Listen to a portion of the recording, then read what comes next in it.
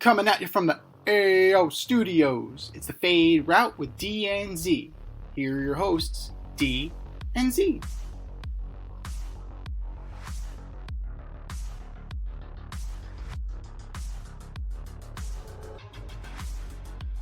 Powered by Riverside FM. Coming at you live from the AO Studio. AO.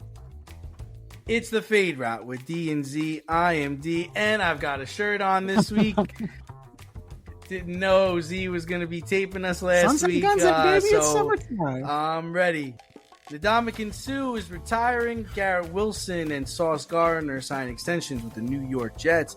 And Juwan Jennings wants a new contract. We'll begin today's show with the Home Run Derby. The big dumper, Cal Raleigh, became the first catcher to win the Home Run Derby. That's pretty impressive. What impressed you more, Cal Raleigh winning the Derby, Caminero making it to the finals, or O'Neal Cruz hitting a 513-foot home run? None of the above. Here's what impressed me. 814.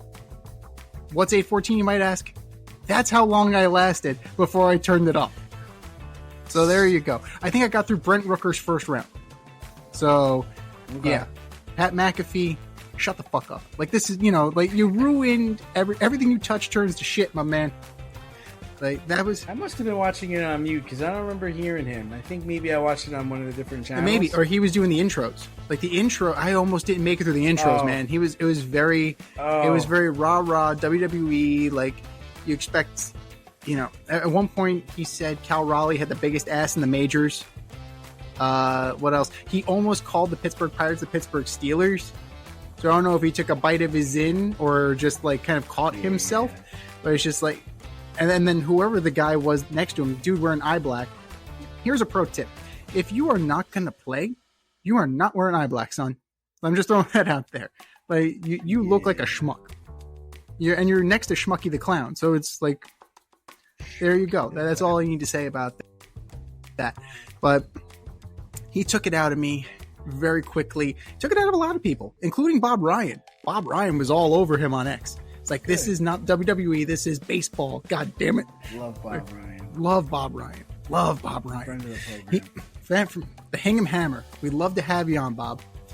But I'm like, okay, I'll give it a shot. I survived Pat McAfee. It can only go up.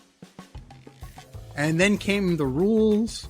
And now you have 2 buckets and 40 balls, and if you hit one over 425, you get an extra and then you get a 3. Just like, and then you get the red balls for the. It's too much. It's too much. Remembering the days of 10 outs. That's it. That's all. That's it. You get the people were playing for a house. Like, when did they stop doing that? Like, that was awesome. The Century, probably when Century 21 stopped sponsoring it. That's when Home Run Derby, they can't win some free phones. Like, it's T-Mobile. They can't get some phones or something. But, it's a little ridiculous. And then on top of that, it's like, as I'm getting through this, okay, like, O'Neal Cruz's first 4 homers or on the first 4 pitches. I'm like, okay, fine, cool. You're losing me. You're absolutely losing me. I'm not here. I'm not here for the speed round. I'm here for the event. And then between Carl Ravitch being as interesting as milk and the stat guys, like, you can go over to the StatCast and they're friggin' nerds. Sorry, I'm a math teacher. I'm not even into numbers the way these people are into numbers. But, it's just not me. This game is not meant for me. This is not. All-Star games in general are not meant for me. Like, I care about the regular season. I care about the playoffs. Like, when you had something on the line, like home field advantage, coming out of the 2002 debacle when they ended up with a 7-7 tie, you needed to do something to juice this game. And having the home field advantage, it did. It juiced the game. People played, and they played to win. They played to get the advantage. Now everybody's going to split $1 million or whatever it is. Like, everybody's getting paid, dude. You're getting $100,000 to be there. I think it's another, like, I think it's another 10 grand to be in the home run derby, something like that. So like everything is incentivized. You know, you're getting another 10 grand if you're mic'd up during the game. So you're probably going to make an error and look like a fool on that. And, you know, and it's just if this game and this event is not for me anymore, man. And I can fully respect that, and I can fully admit that. Like as a man of a certain age, it's like I remember when this was good. Like I remember when you had guys, you know, 8 guys deep who were legit studs. You didn't have guys turning it down multiple times. Like Junior Caminero, I think, was the 3rd guy asked. One guy's like, cool, nah, I'm out. I'm like, oh, I'm out. Then like, hey, Junior, do you want to do it? Like, okay, sure. He got paid almost as much, if not more, than he's making this season from the Rays. So good for Junior Caminero. Like, who expected him to do anything? You know, he was the late entrant along with Jazz Chisholm. And, you know, for Junior Caminero to come out there and represent himself and his organization, well, good for him. Cal Raleigh, let's not pretend that the league leader in home runs was some sort of dark horse. He leads the majors in home runs. Like, come the fuck on. Like, that enough of that. And, you know, the decimal point is 0.1 feet of difference between him and Brent Rooker.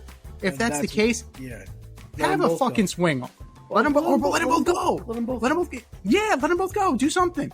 But like, we're talking about a 1/10 of a foot. Is that what we're talking about here? Come on now. How accurate is that shit? I don't know. Apparently, it's quite accurate. But we have this technology, but we're still waiting on robo-umps. We're still waiting on the ABS system. Oh, that's going to happen tonight, though, in the All-Star game. So we'll see how that goes. You know, that's going to go over as well as fart in church with the umpires. But that's either here nor there.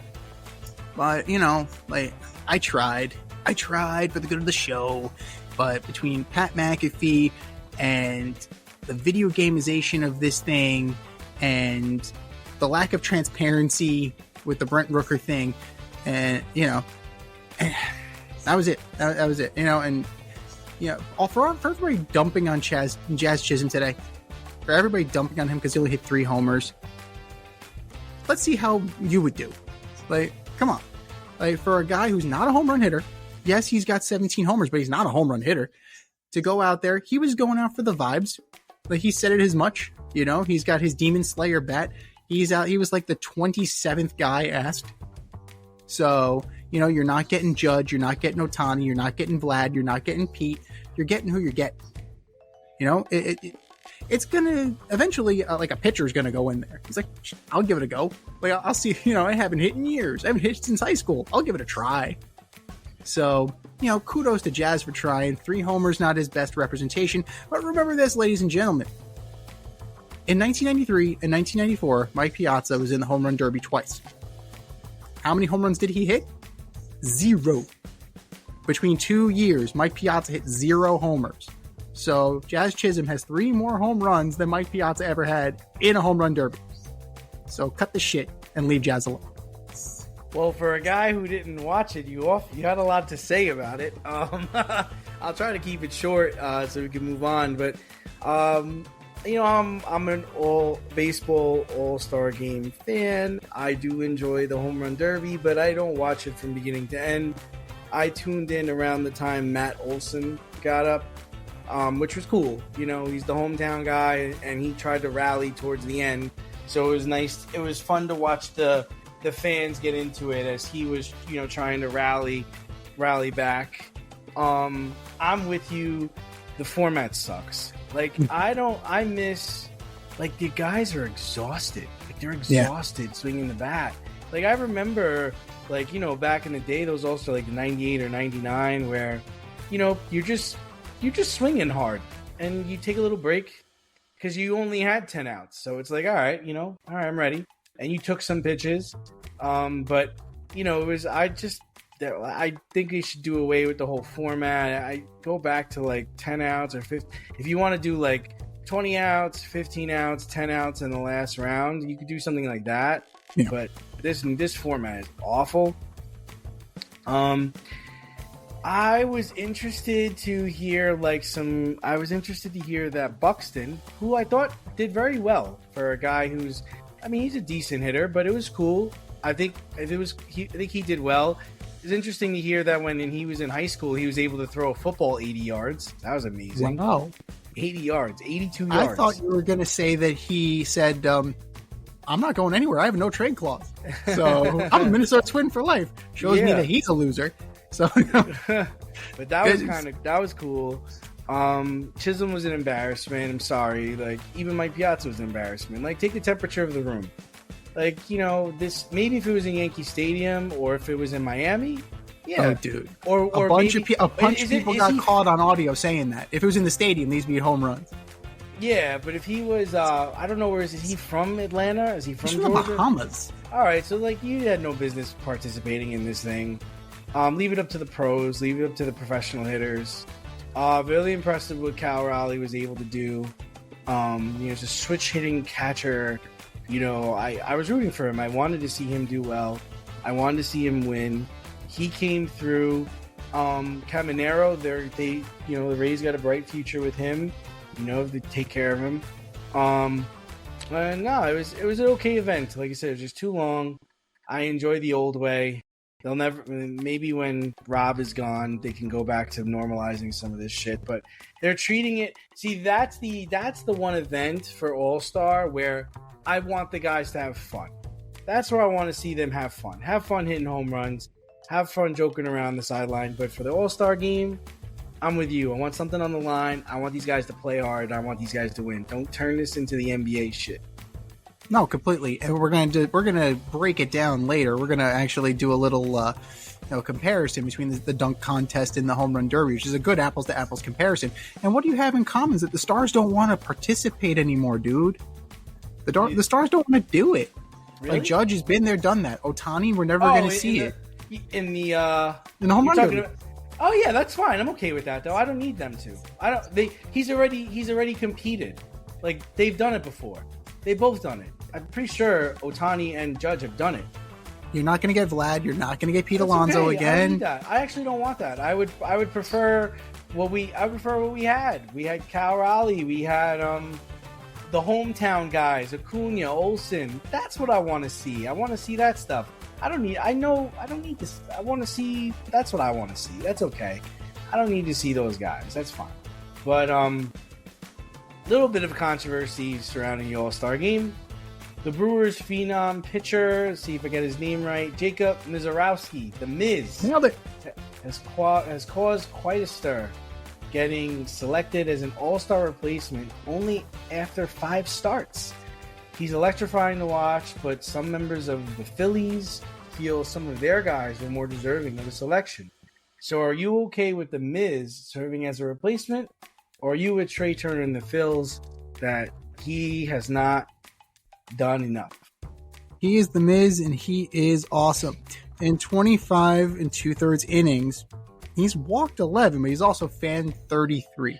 So that's pretty impressive. Took a perfect game, I think, into the 7th, I believe, in his major league debut, and they took him out. In 25 2/3 innings, he has destroyed the competition. I personally am not okay with it, but here's the precedent set. Paul Skeens. We can't talk shit about this kid when we tripped over ourselves to get Paul Skeens into the game last year. Can't do it. We can't do it. I'm sure there are many other guys that we talked about last year who had comparable resumes, who had longer time in the majors than Skeens, and we were okay with it. Now all of a sudden, you're the lone exception. This is no different than a reliever having, a low inning count, like a closer. Like that's fine. Where you lose me though is the fact that you had so many guys, and we talked about it last week. We talked about so many guys, and not just the ones who were on the Phillies. Yes, the Phillies were the loudest with the complaints, but there are plenty of guys that you could have put on this roster instead of Jacob Mizorowski. There were. Christopher Sanchez being the most obvious, to where you know, the Phillies even recognized the fact that you got snubbed. They paid him his $50,000 All-Star bonus. It's like, you didn't make the team, but you're an All-Star in our book, Chris. Good for you, man. Congratulations. Absolutely. You're a good man, Charlie Brown. You're a good man, Christopher Sanchez. So, you know, I think there is something to what Trey Turner's saying, though. The idea of it's now a media contest. It's now who gets eyeballs to the TV. And hasn't it always been to some degree, right? You have the fan vote. As long as you have the fan vote, the fans are going to vote in the popular players, right? Whether they're deserving or not.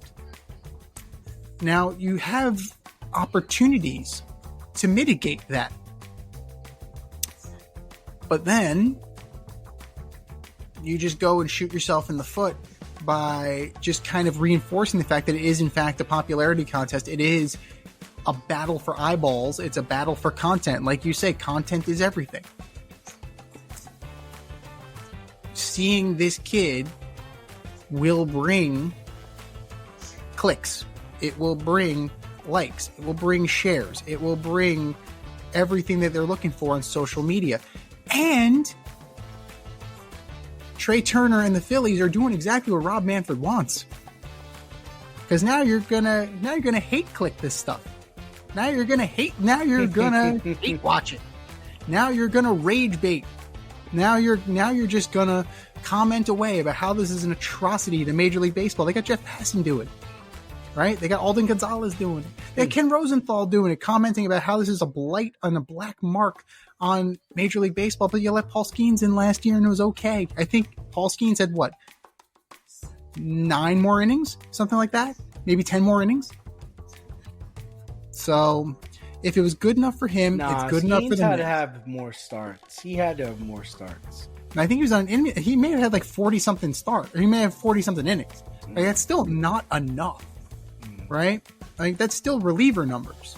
So if it was like 5 innings, you wouldn't have a leg to stand on. But because Paul Skeens got in on such a small inning total last year, let the kid in. And if the kid gets hammered, is what it is. And he took it in stride. You know, I will give Mizrowski credit.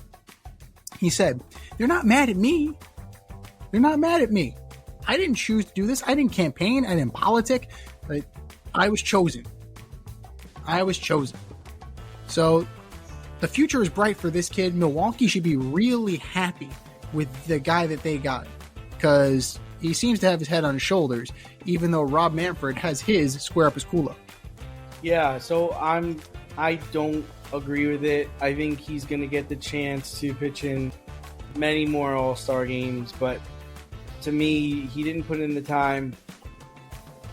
Yeah, I think it's great, to showcase him, but in terms of entertainment value, yeah. I mean, it'd be cool to watch him come in and throw 100, but Skeens does that, but I think there are other guys in the league have earned it.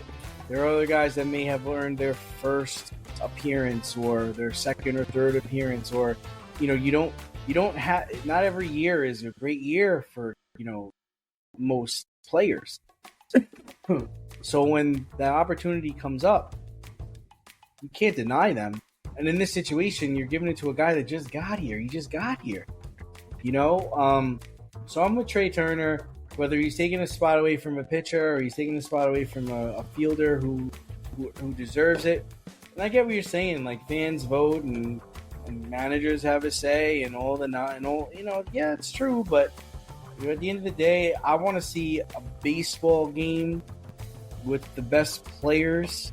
I'm not saying he's not the best player. I'm just saying that there are other guys that are more deserving, and his time will come. I had the same problem with Skeens last year.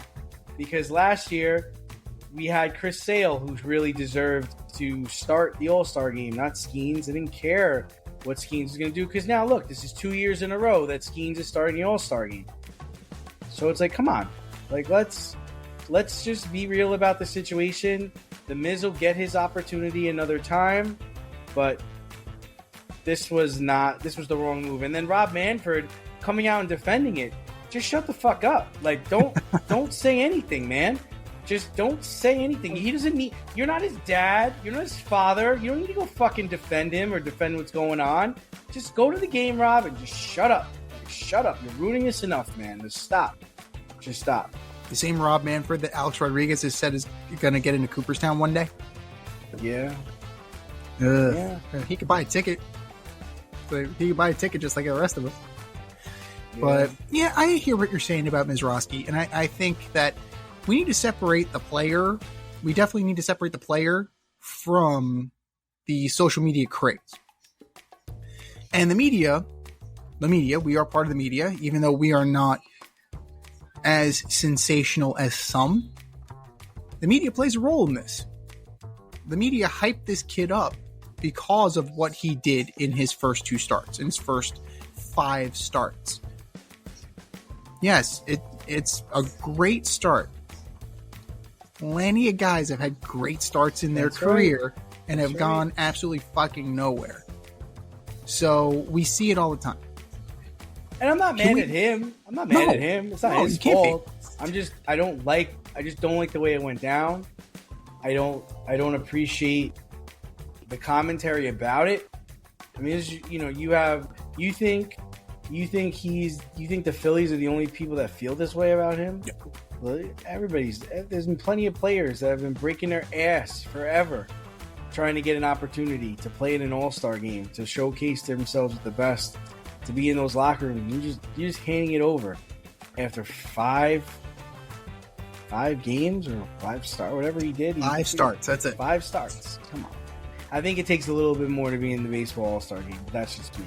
No, you're absolutely right. There used to be, again, we're going back to the way things used to be. I didn't even want Acuna in it, and he's played because he didn't start the season until a month ago. I didn't want him in it. But with Acuna, though, he's the hometown guy. He has to play.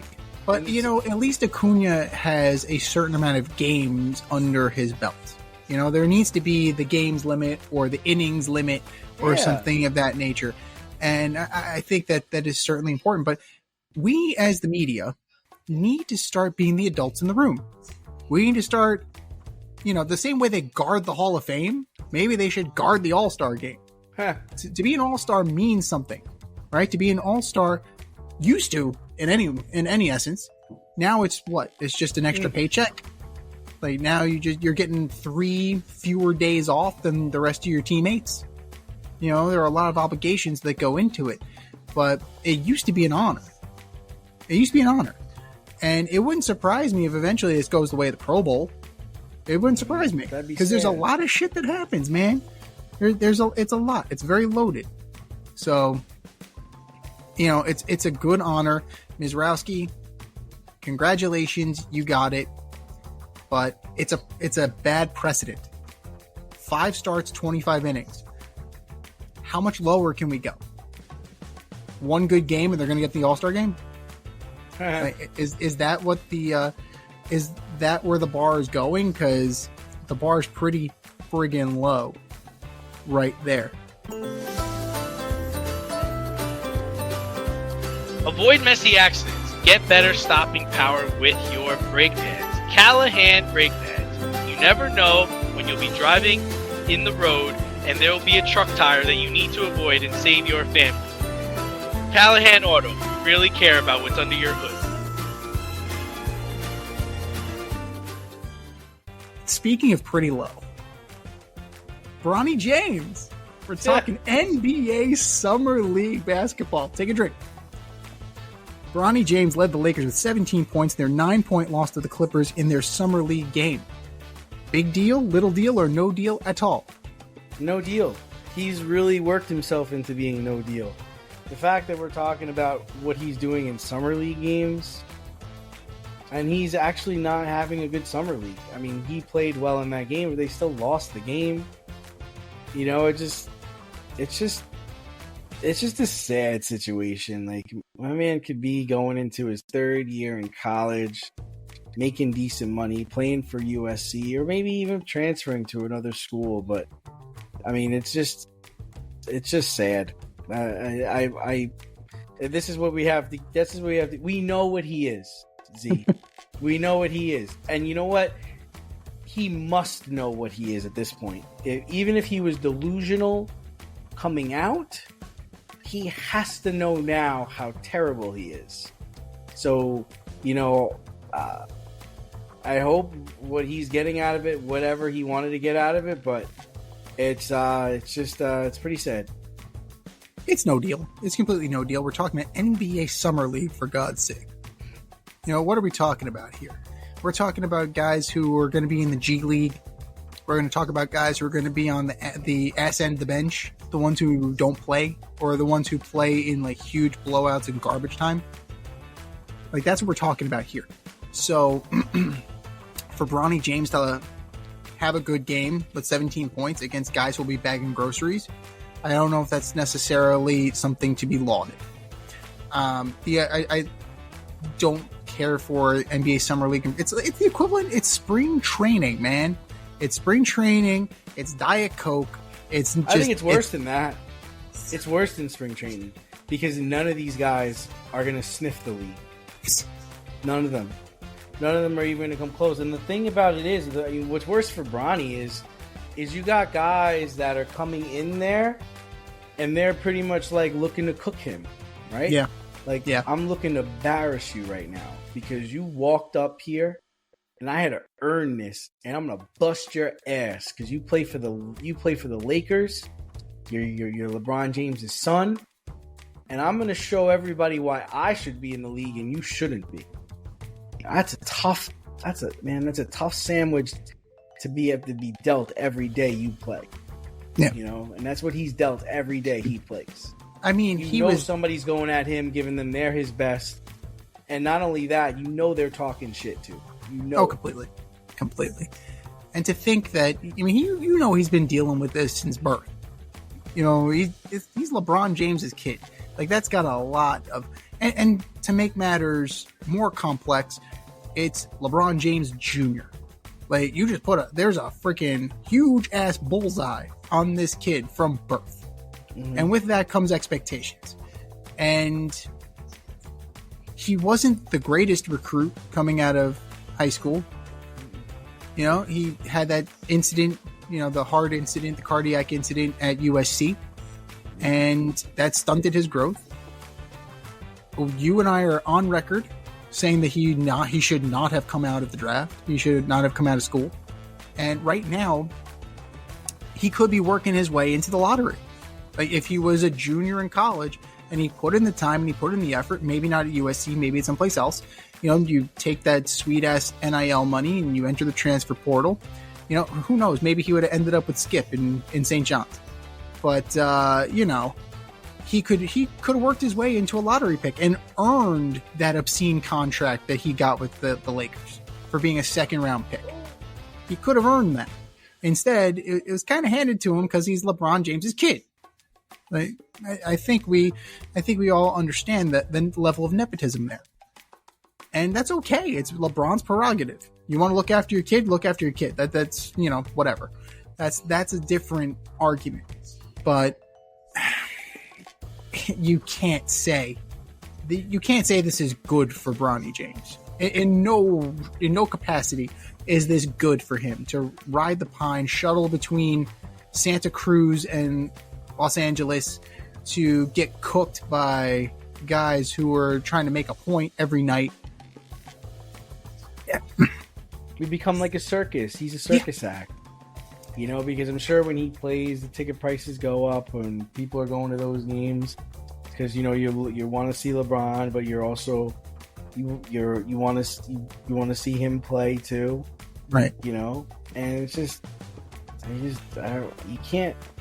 It's just not a good situation. And like you said, you're damned if you do, you're damned if you don't. You play well, and we're going to come on and we're going to kill you because you're fucking playing well in the G League, and it doesn't transition to the NBA ever. Or we're going to come up and kill you and say, man, you can't even hack it in the G League. The best thing that could have happened to him was that either he stayed in college or he should be in Europe right now. Right. And there's nothing wrong with that. That's what my whole argument has been all along. Is like, Bronny, do you love basketball? Because if you love basketball, then go play basketball. You don't got to play with your dad. I'm sure it's great to play with your dad. I mean, I don't think anybody on the face of the earth has had the opportunity to play professional basketball with their dad. But what are we doing this for? We're not doing it for money. You got money. He's set for life. You got plenty of money. So what do we do? You doing it because you love basketball? If you love basketball, then go play anywhere. But it's just an ugly look, and it's like nobody in that camp can see it, or they see it and they don't want to see it, and that's the worst part of it all. See, it's like there's just like you're just letting this happen, But 100%, and then it's nothing. It's absolutely nothing, because what happens? You're Noah Asenge getting posterized, and now you're a meme, or you're Cooper Flagg, who proved his point and he's not playing. Right. The summer league is the nothingest of nothing burgers, and it's like being, it's like, I'm the summer league MVP. What does that translate to? Nothing. But he can't even get that, dude. Like he can't even get that. That's the worst part about it, is you can't even fucking get that. Step outside of your safe area and make a statement without saying much with FCK Clout Lifestyle Apparel. Embrace the colorful chaos and stay emotionally regulated in their graphic tees, hoodies, snapbacks, accessories, and more. Go to fckclout.com today and check out current season and past season merchandise for men and women. Get it while you can. That's fckclout.com. Check them out today. fckclout.com.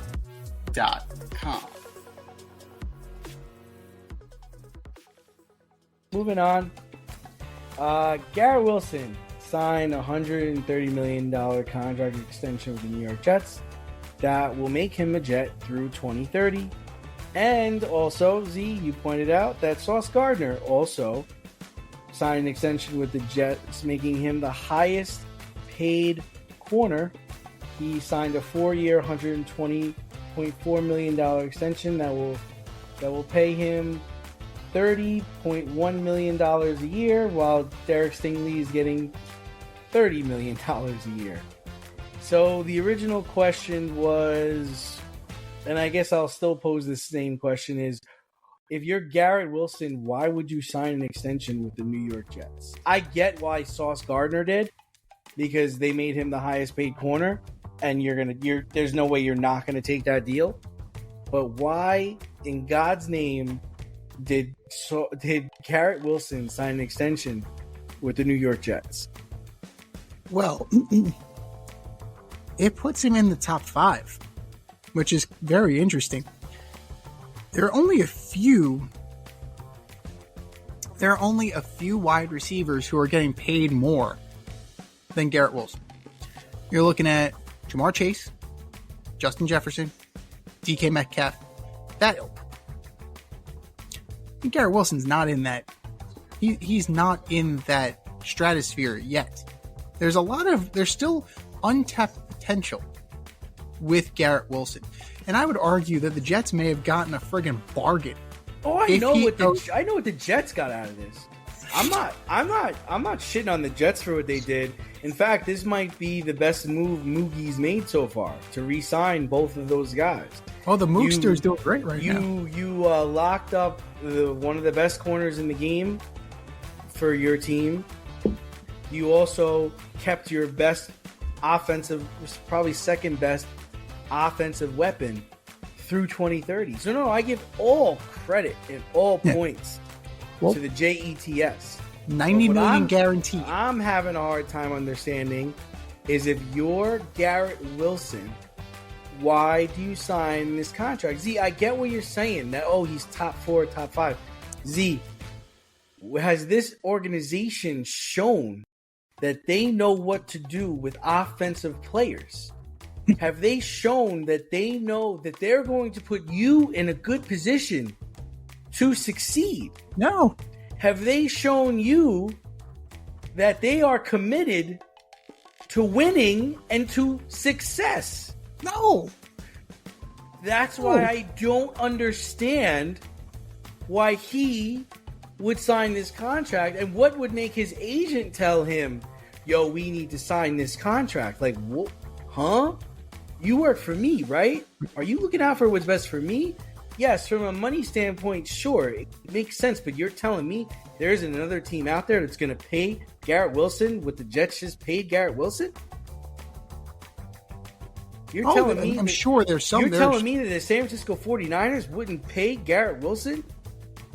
Well, I would argue that the 49ers are not exactly in great shakes either. We'll talk about them in a second. You're telling me that the Rams, well, the Rams have Adams right now, but there are other teams that would pay him. Yeah, so absolutely. I don't understand why you want to be, and you know what? I guess it speaks to his character. You know, maybe he looks at it and says, okay, this is the team that drafted me. I said I was going to be here and I'm not going to leave here. Mm-hmm. But my man, like, Justin Fields is throwing you the ball this year. Bingo. Hang on right there. His boy is there now, right?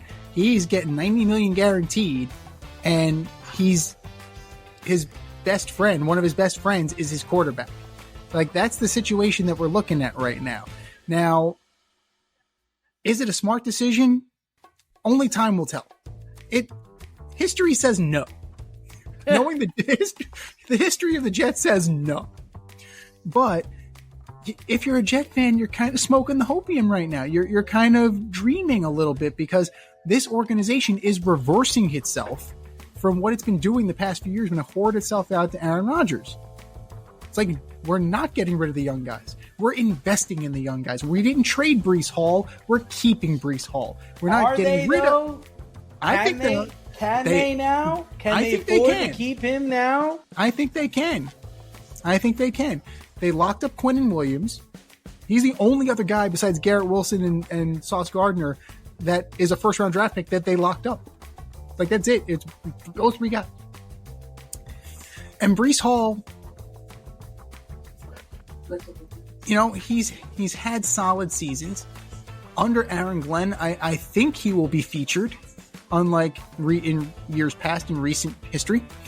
So I think he'll come asking for it. And I think Darren Moogie, and I think the Jets organization under Moogie and Glenn, I think they're investing in the guys that are there. And they should, because the cupboard's not bare. There is some talent there.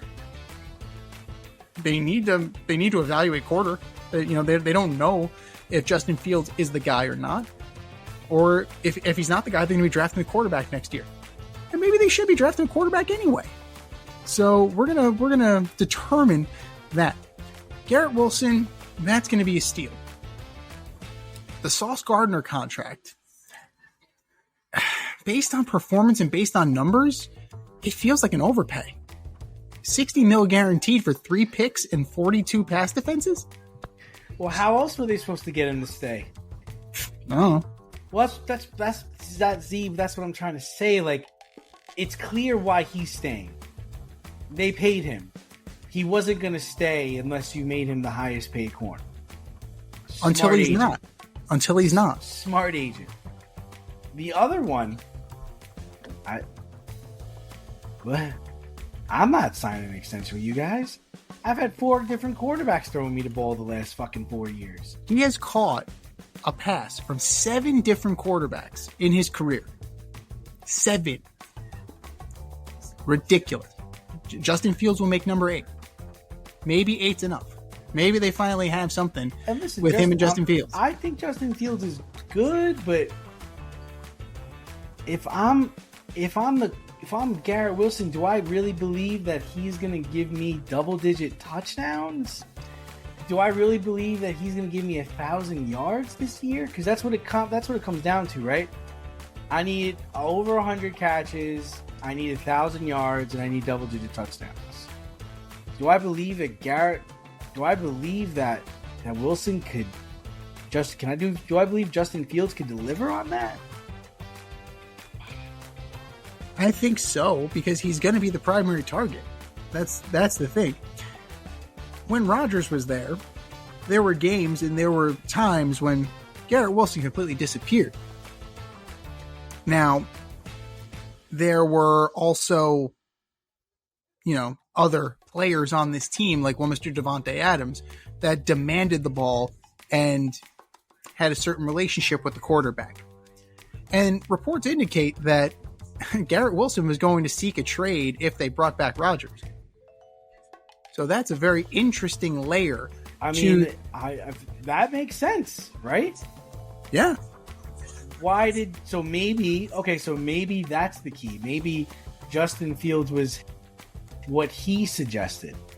And maybe that's why he re-signed, right? Maybe it was like, okay, listen, go get Justin Fields and I'll re-sign. The other maybe? two, like, possibly. right? But I guess what I'm trying to say is there is no way that you didn't re-sign without having some kind of say in the future of this offense or get something that you want out of it. Don't tell me that all you wanted was the money. You needed to know something. You needed to know, be in on the plan. You need to be told you were going to be featured this year. You need to be told that you were going to get 100 catches. You need to be told that you were going to get double-digit touchdowns. Like, what did they sell you on to get you to sign this contract? Because if I was your agent, I'm telling you not to sign the contract. I'm seeking a trade for you. I'm trying to tell you this is where we're going next year. We're going to make some money, right? That's what I'm trying to tell you. All he had to do was look at the depth chart. Is Josh Reynolds and Alan Lazard. There you go. You're getting your 100 catches right there. Yeah, those are your other two wideouts. If those are the other two wideouts, then I'm getting doubled. I got to break double coverage. I'm going to be getting doubled all game, right? And that's where Breece Hall comes in. So I got to rely on him? Yeah, absolutely. I'm not signing that deal. No way. No, there's nothing that organization could have told me for me to sign that contract. Other than if I had to say, and I was the one that said, bring in Justin Fields and I'll stay here. Or if it was more along the lines, feature me in the offense and I'll stay. But the fact that they're just throwing that money at him for him to be on the team for the next 5 years, 5 years. No. But sticking with wide receiver drama, the 49ers wide receiver Juwan Jennings has asked for a new contract from the 49ers, or he'd like to be traded. The wide receiver has 77 receptions, 6 touchdowns last year, and he seems to be taking a page out of Brandon Ayuk and Deebo Samuel's playbook. So should the 49ers trade him or give him the contract he's looking for? And might have been the Super Bowl MVP if they held on to that. He had serious numbers and it could have been a consideration for Super Bowl MVP.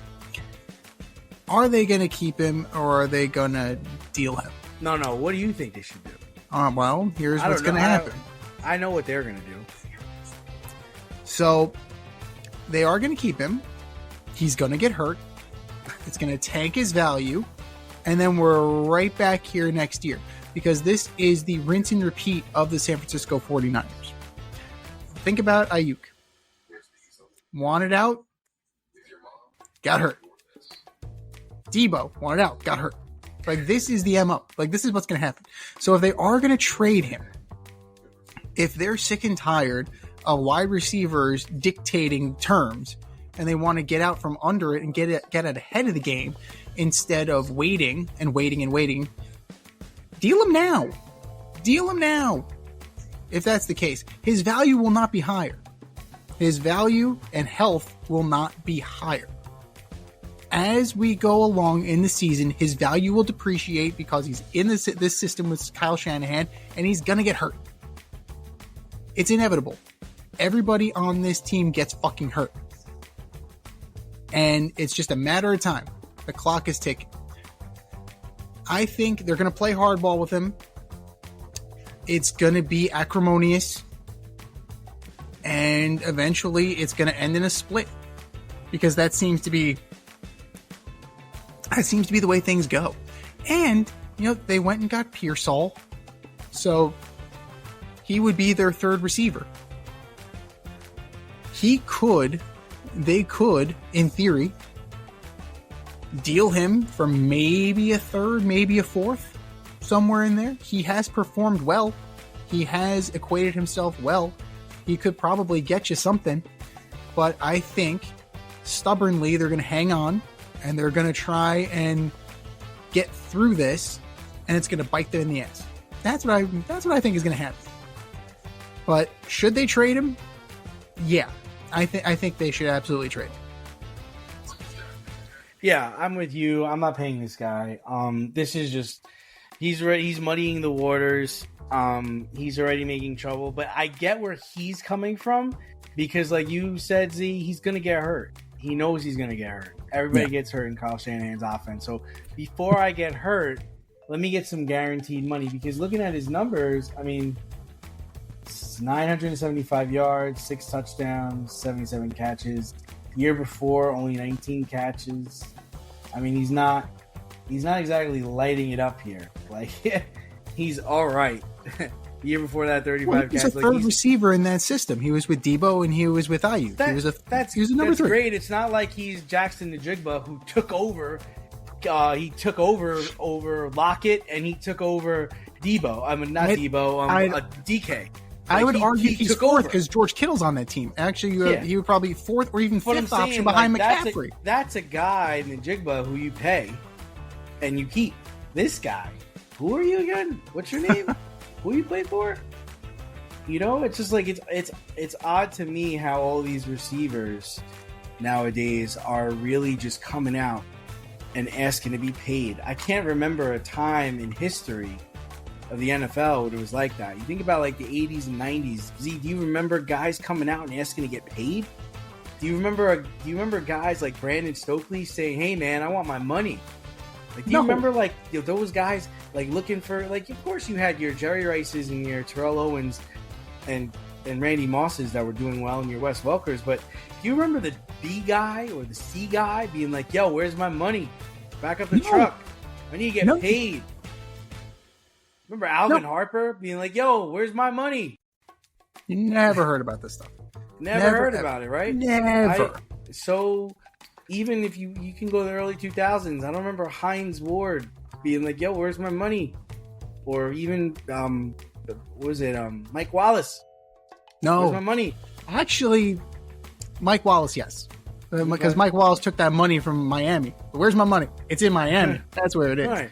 So and there goes my career. It's weird. It's weird how, like, you know, you had the quarterbacks in the 80s and the 90s were just like spreading the ball out, and then it's like these quarterbacks now that are putting up all these numbers, they really focus on like certain receivers. Like certain receivers are getting 10 touchdowns, 13 touchdowns, 16 touchdowns because that's who they're going to the whole time.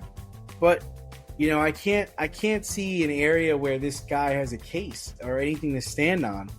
If you're the San Francisco 49ers, and I would trade him for a ham sandwich. Like, what? How good are you, dude? Like, I'll get somebody to play this position. Like, whatever. You know, we're gonna run the ball anyway. So, you know. But I think Purdy is gonna have a really good year this year. You know, second full year of being healthy. I think he'll have more command of the offense. I heard him talk on Bussin' with the Boys recently. Give a little plug to their show. It was a good show. And he just seems like a stand-up guy. He just seems like a really good guy. He seems like a really hard worker who busted his ass to get where he is. And I'm rooting for him. I want him to succeed. I want him to do well. You're going to have, you know, Christian McCaffrey coming off injury, but I think, you know, the backup running back's pretty good. You know, Kittle's going to be okay, but I think they'll struggle. But I think Purdy will have a good year. But they don't need this Juwan Jennings guy. Fuck that. Well, I mean, they're a third place team with him. They're a third place team without him. So it's one of those things that he's not going to move. He's not going to move the needle so much. Why am I going to pay you? Who are you? Who is this guy? Because at the deadline, they could turn around and dump a bunch of picks for Washington and get Terry McLaurin, because he's not exactly gruntled right now. So yes, that's actually a great trade. I would trade for Terry McLaurin and pay Terry McLaurin. He's a very good player. So, you know, that's the thing. The wide receiver position, as we know, it has long overvalued itself and has overestimated its worth to where you have like third string or third receivers expecting. Darnell Mooney's better than you, dude. It's like, imagine Darnell Mooney being like, "Yo, I want my money." Oh yeah, well, I mean, Darnell Mooney could ask for the sun, moon, the stars, but at the end of the day, like, no. You're still just you couldn't hack it on the Bears. Get out of here. You couldn't hack it in the Falcons. Go away. Absolutely not. But another player who's saying goodbye, and a player who I didn't realize actually didn't retire, was Ndamukong Suh. Did you know he wasn't retired? I thought he was retired. But it's official. I didn't know what he was doing. Yeah, apparently he was just chilling, waiting for a phone call. 38 years old, he finally announced his retirement. So, what will your memories be of one Mr. Ndamukong Suh? Just domination, really. He was a problem. And when I think of the best defensive tackles of our generation, he's one of the guys that comes to mind. Not that J.J. Watt garbage. Like, this guy won a Super Bowl. They had a plan for him. I want to say he got drafted really high. I want to say he went like first or second or something. He was number one. Like yeah. Number one to the Detroit Lions. So, he had that whole incident where I think he stepped on a player. I think he stepped on Aaron Rodgers or somebody like that. But, I think he was a fierce competitor. Brady mentioned how he was one of the people that he feared the most when going up against him. And, I think he was well worth the time spent in the league. He played for Detroit, Miami, the Rams, the Bucks, and then he played for the Eagles. I didn't realize that he's been out of the league for 3 years. Wow. Okay. Right? Yeah. No, I didn't know that. Who knew? Like, I didn't know. Like, I didn't really, I paid him no mind. Like, I paid no mind to Ndamukong Suh not being. I forgot he was an Eagle. So there you go. That goes to show you the tail end of his career post Tampa Bay. But vicious hitter. He definitely was a problem in the backfield. But that intensity bit him on the ass more than once. So not just the stomping of Aaron Rodgers, which he did. He did, in fact, stomp on Aaron Rodgers. But he also stomped on Evan Dietrich Smith on Thanksgiving. So there you go. I feel like he even, in college, I feel like he picked up a center and, slammed him on his head. Like, that's how powerful he was. Yeah, he was a strong, Ndamukong Suh was a strong dude. And with that comes a level of violence that few people can muster. Especially if you're unaware of your own strength or lack the ability to channel that strength to where you can have to kind of pull back a little bit. Because, Ndamukong Suh was trying to rip your fucking head off every play. And that's commendable. It's not like Bill Romanowski where he was on roids and it was, roid rage, and that's why he was doing it. He was doing it because he wanted to win the game. And it made him a wonderful tackle. It made him a fierce competitor. It made him a sought-after commodity. Tom Brady convinced him to join Tampa Bay. Like, you can't beat him, join him. And he wanted Ndamukong Suh on his team because he knew the level of competitor and he knew the level of teammate he was getting. And overall, he always towed the line. It was always the line between, too far and just right. There was always a fine waiting, very, very close to a fine waiting for him. Even on a routine play, you're just waiting for the league to call and issue that fine, because it is such a line when you play with that level of intensity and you play with that level of violence. controlled violence, but violence nonetheless. Like, you're gonna get called on it when you go too far. And Ndamukong Suh was no stranger to being called out for going too far. He was also one of those guys where you weren't supposed to talk shit to him during the game. Like, No. the players would warn you, listen, don't bark up that tree because I got to deal with him. Don't just leave it alone. Like, you know, let's just play the game, you know. But I've heard that before. Like, Yeah, you know, no, people saying, don't rile him up. No. Don't rile him up. But that's the thing, though.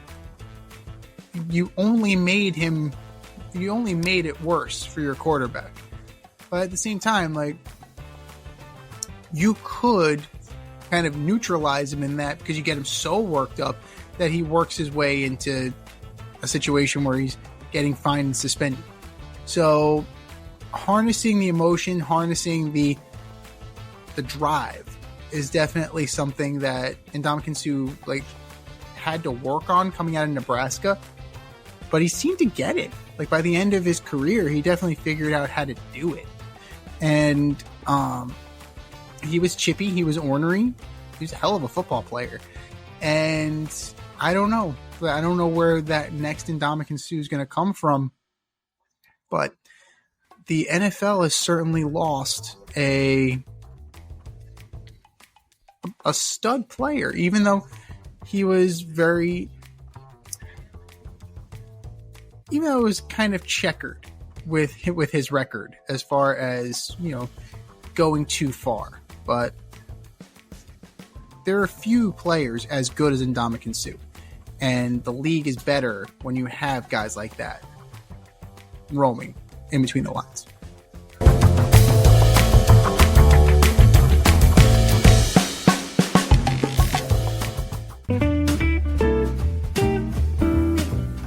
Is your hair thinning or is your hairline receding? Scalp micropigmentation will fill in the areas where your hair is missing by creating a short buzz cut look. Micropigmentation is a non-invasive procedure that will create the illusion of hair follicles for 7 to 10 years. For people with alopecia, this could be a permanent fix. For people with scars on their scalp, this is a great way to camouflage a scar. Don't lose confidence or feel like you need to wear a hat wherever you go.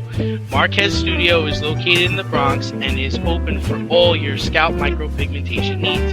Consultations are free and appointments can be made any day of the week. Get your hairline back with scalp micropigmentation. The techs at Marquez Studio have over 30 years of hair cutting experience and can assist you with all of your questions. Call to schedule a consultation today, 646-221-8728. You can also visit them on Instagram at Bronx Marquez to see their gallery and view all their satisfied customers. Again, that is Marquez Studio, located in the Bronx, New York, 646-221-8728.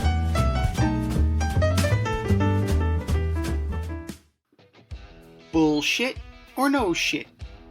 We're going to debunk this week's most controversial topics right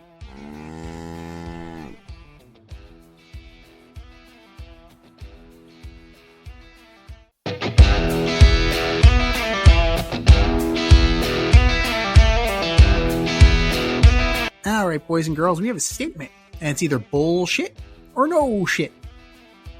Bullshit or no shit, number one. The NBA dunk contest is better than the home run derby. No, bullshit. I do not. You got guys off the street coming and winning the fucking dunk contest. Matt McClung, who can't even make an NBA roster, is winning the dunk contest. There ain't no AAA guy or AA guy that's going to come up to the majors and win the home run derby.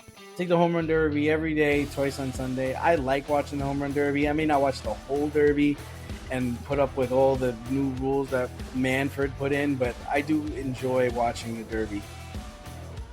It's bullshit. It's absolute bullshit. Yeah, all you need to know is that Mac McClung cannot make a roster, but he is pretty much signed to a 10-day contract around All-Star time just so he can compete in the dunk contest. I feel like the NBA is proud of that, too. Like, they're proud that he does this. Well, he is no longer participating in this. Like, he's not interested in being like a sideshow pony. So like that's good for him. Good for Mac McClung. Good for him. Good Some for him having respect for you, for yourself. That's right. Damn it. You're not a whore. I got nothing left to prove, man. How many times do I have to beat these fuckers? Get me some better competition. Get me some better fucking competition. So it is absolute bullshit, but the home run derby's no great shakes, like you mentioned. Like, it's not what it used to be. I would argue that the best skills competition belongs to the NHL. Yeah. Fastest skater, breakaway relay, hardest shot. That's the stuff I want to see. And I think the NBA has a decent skills competition, but the MLB doesn't do any kind of skills competition, do they? Oh, and that's That something, could be fun. That would be great. Like, I know in the past we talked about, like, I mean, obviously you can't have like a guy trying to hose, from the right field warning track to home because he'll blow out his arm. But you could totally have, like, in Korea they do the bunt derby. You're telling me they can't do the bunt derby? They can't do like hitting competition, like trying to hit targets on the field, like trying to hit them. Have somebody pitch to you and hit them.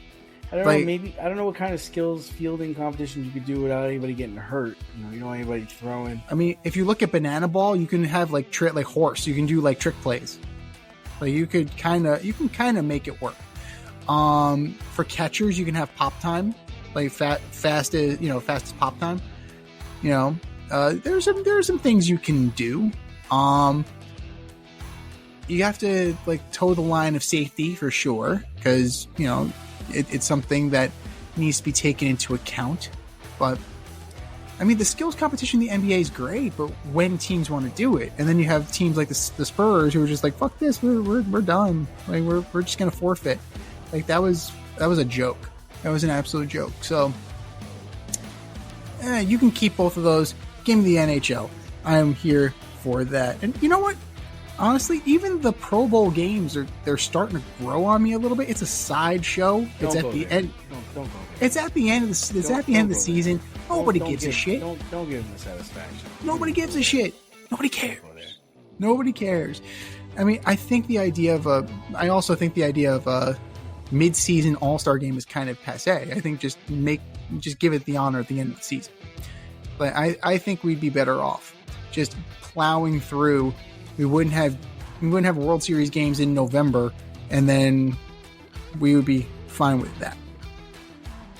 Bullshit or no shit. Number 2, Chris Carter was overrated? Yeah, so this comes up because Asante Samuel said that Chris Carter was overrated. All he was a possession receiver. Okay, so I'm gonna go on Chris Carter's side on this and say that no, he wasn't overrated. Yes, he was the possession receiver, but he might have been the best possession receiver in history.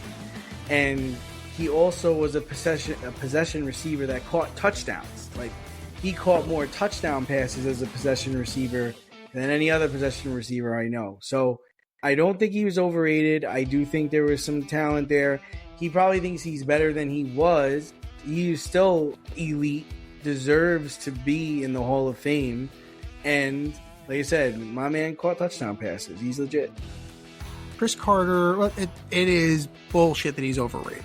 No, right. Chris Carter is perfectly rated where he is. If anything, he's wasted potential because of all the drug abuse when he was in Philly. So he is a cautionary tale, and I believe he speaks at the rookie camps. I think he still does that, cautionary tales. So he himself, I think, would say he could have been better than he was. But what he was pretty fucking good, And, when you're looking at it, just randomly, I chose Davante Adams. I'm like, okay, let me compare him and Davante Adams. Not that far off. Like, we herald Davante Adams as a great player, and the stats are very similar. Very similar. Eventually, if Davante Adams plays more, because I believe he is a few years short, he'll pass Chris Carter. Like, he'll be, he'll pass him. But that's still really good if we're lauding him. Now look at a guy like Tyreek Hill. Compare Chris Carter to Tyreek Hill. Chris Carter has 50 more touchdowns than Tyreek Hill. And we consider Tyreek Hill as a very good receiver. So Chris Carter would more than hold his own. Absolutely. So Asante Samuel, that sounds like a little bit of sour grapes. And it sounds like he's picking a fight. He's just trying to get likes, I guess. For what? I don't understand. It's it's not even like, did they even play against each other? Did the Patriots and the Vikings ever play against? No. So no, he was gone. Yeah, he was gone. Was gone by then. Yeah. So like, hypothetically, this all happened because I think Chris Carter was not talking shit about Ocho Cinco, but he was just saying something about Ocho Cinco, and Asante Samuel felt the need to defend Ocho Cinco and go after Chris Carter's credibility. Okay, but at the same time, it's like, Ocho was a fine receiver too, and Chris Carter has been in the media for long enough that this man's entitled to his opinion. I think that he's, I think that he has enough gravitas with his reputation that he doesn't just speak out of his ass. I think Chris Carter kind of knows what he's talking about. So it would be interesting, if we could call some stats about, Vikings versus Patriots and how Chris Carter did against Asante Samuel if they played each other. So I looked it up. So Chris Carter said that Chad Ochocinco couldn't get open against average guys. There were points in Chad's career you had to go out there and tell him what to do because he couldn't get open to save his life. Is he wrong? I mean, he might be wrong about how he's phrasing it, but when you're looking at the tape, at the later part of his career, after injury started to mount, Chad Ochocinco, it was hard for him to kind of get open. And, he wasn't the best route runner. We know that Chad Ochocinco wasn't the best route runner. So there's elements of truth there. I think you probably could have said it better. See, I don't know about that. I think back to Chad, and Chad was a pretty decent route runner. I mean, there were games where teams would pretty much double him, and they would deal with whatever Hushmanzada did. Chad was a problem for about 4 or 5 years. He was really good for 4 or 5 years. I don't know if that's true that he couldn't get open against average guys. You'd have to tell me who the average guy is. You trying to say like Pac-Man Jones? Like, who are you talking about? Who's the average guy that he couldn't get by? And maybe that guy was just playing towards Chad's weakness. And Chad still got his numbers. See, I mean, I don't know. Yeah, I don't know, but would you say Chris Carter couldn't get open against some average guys? I mean, I think is true too. Yeah, well, his argument was that he was also dealing with some really good guys. He was going against Rod Woodson. He's going against Atwater. Like, he was going against Champ Bailey, Darryl Green. Right. Said he was dealing with some... Chad was going up against Nandi. He was going up against Revis. He was going up against Antonio Cromartie. Like, there are plenty of guys that you could say that Chad Johnson was going up against. And maybe just that you'd have to go back and examine every single game against the guys that weren't the top corners. Like, you'd have to go and do a really deep dive. And I think that could be said for a lot of premier wideouts. I mean, we would agree that Chad is probably not a Hall of Famer. No, he's very good. Chris Carter is a Hall of Famer. Yeah, no. Chad Johnson was very good. Like, I wouldn't necessarily say he was a Hall of Famer. But yeah, it's one of those things that you'd have to really do a deep dive. And, credit to Asante Samuel for trying to, take up for his guy. But it's something that merits a deeper discussion, and you kind of need to, look at it from a more nuanced perspective. Because there may be some elements of truth to there. there may be some elements of truth that Chris Carter couldn't get open against average guys. Like, you kind of need to watch the tape and go back and examine it. You need to go back and look at it. Because, it may be true. We don't know.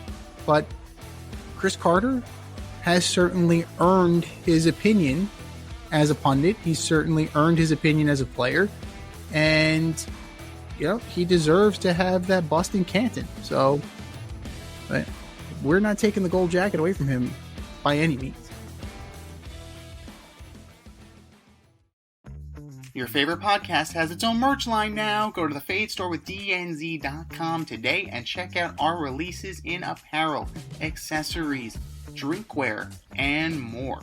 Ever wanted an Alleged Superstar t-shirt? We got those. You want some yoga pants? We got those too. And we're not done yet. We have a lot of exciting collaborations and new products on the way.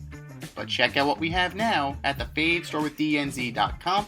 That's the Fade Store with DNZ.com.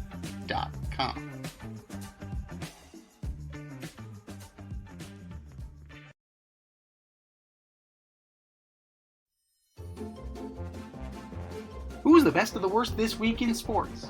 The Fade Store presents the Alleged Superstar of the Week Award.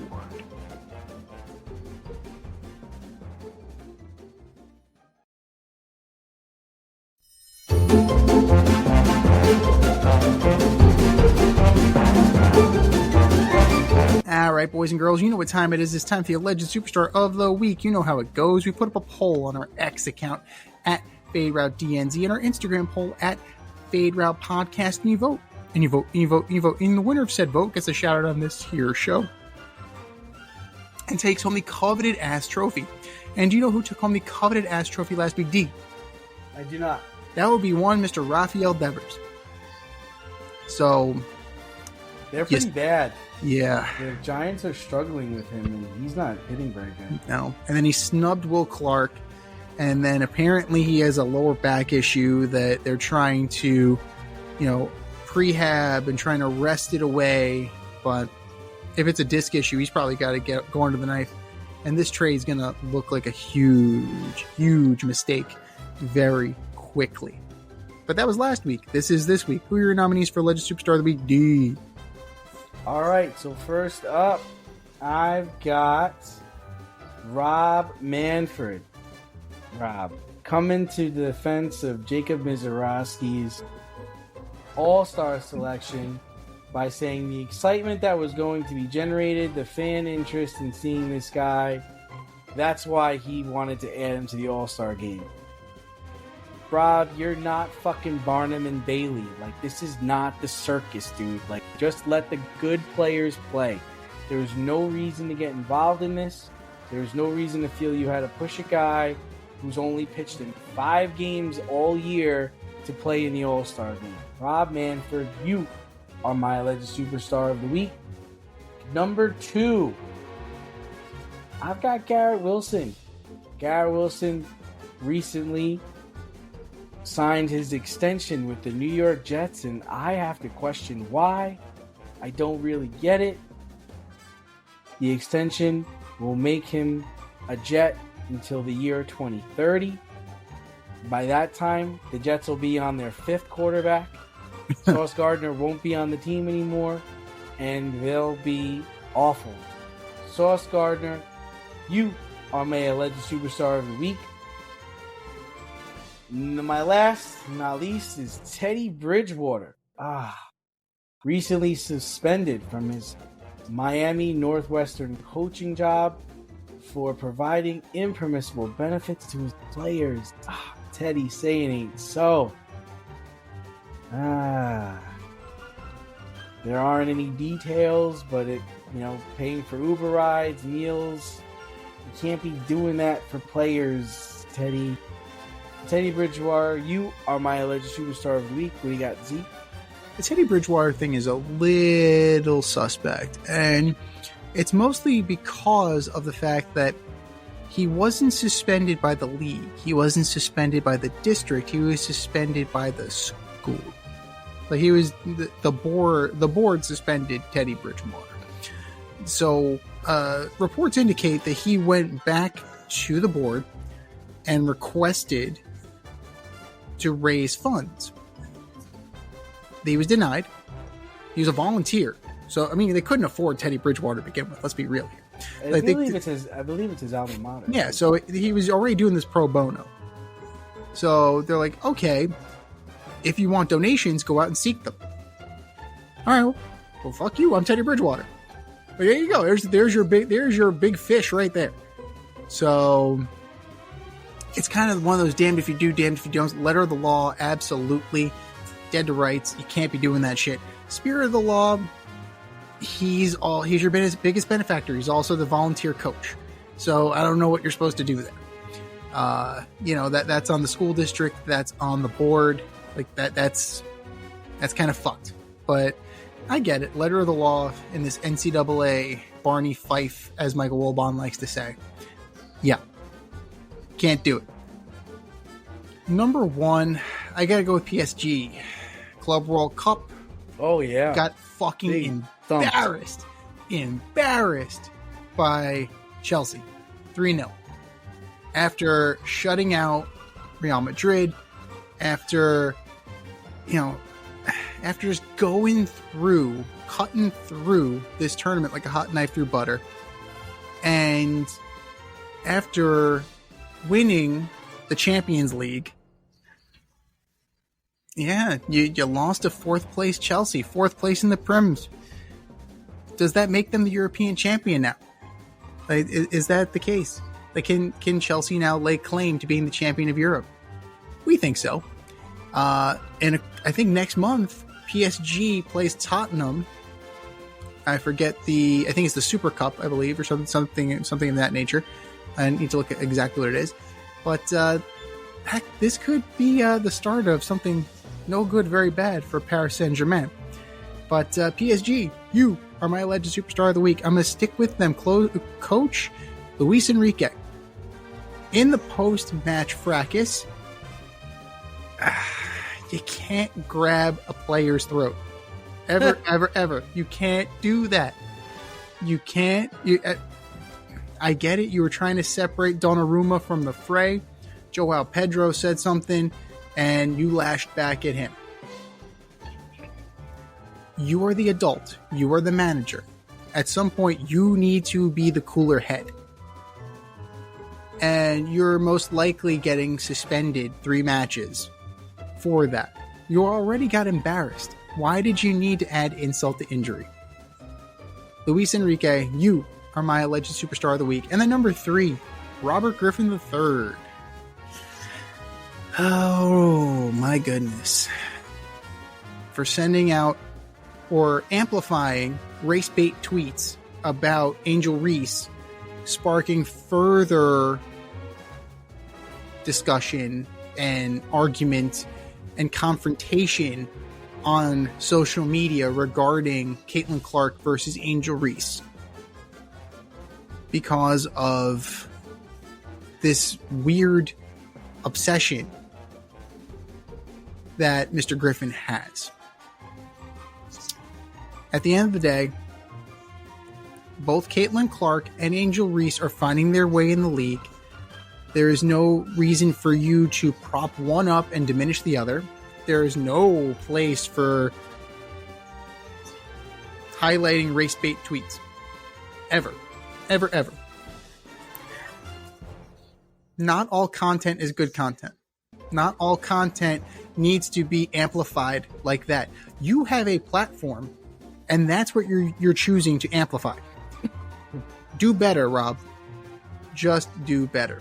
Robert Griffin III, you are my alleged superstar of the week. I think we said our piece. Go to our X account at FadeRoutDNZ. Go to our Instagram poll at FadeRoutPodcast and vote. And vote and vote and vote. And for our nominees. You're better than that. Just do better. Just do better.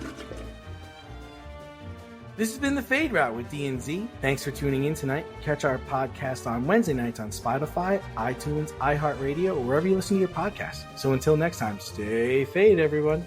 Time for us to run the go route. We'll talk to you next week.